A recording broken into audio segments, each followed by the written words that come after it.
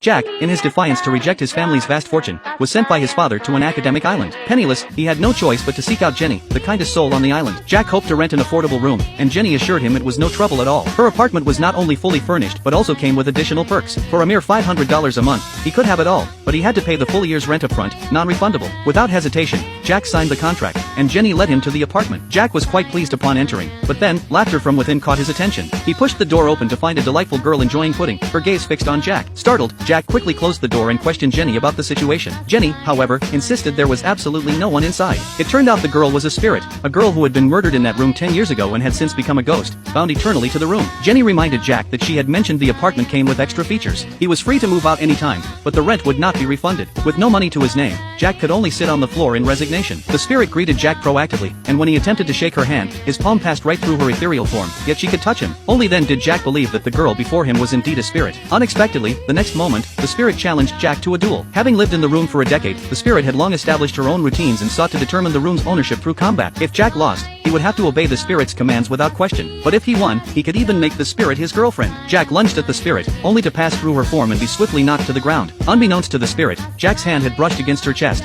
though the back of his hand couldn't quite grasp the sensation. Summoning all his strength, Jack extended a single finger, resulting in his arm being dislocated. And so, Jack became the spirit's servant.